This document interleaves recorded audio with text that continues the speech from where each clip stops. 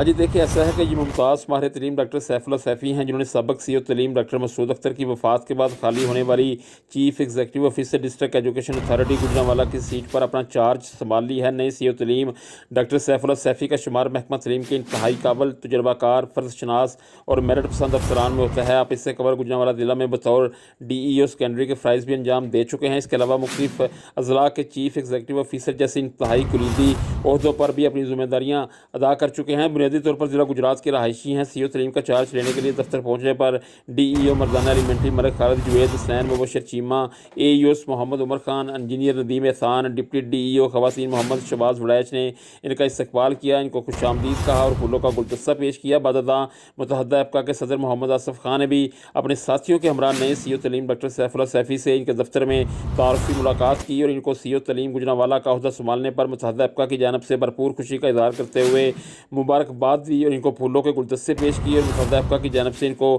اپنے تعاون کی بھرپور یقین دہانی کروائی۔ اس موقع پر سابق سی او تعلیم گوجرانوالہ اور موجودہ ضلع گجرات محمد اورنگزیب بھی موجود تھے، جبکہ دوسری جانب شاندار استقبال کرنے پر سی او تعلیم ڈاکٹر سیف اللہ سیفی نے محکمہ تعلیم کے افسران خصوصاً متحدہ ایپکا کے ڈویژنل صدر محمد آصف خان اور ان کے ساتھیوں کا شکریہ ادا کیا اور محکمہ تعلیم کی مجموعی ترقی کے لیے ایک دوسرے کے ساتھ باہمی اتفاق اور محبت سے مل کر چلنے کا عہد کیا۔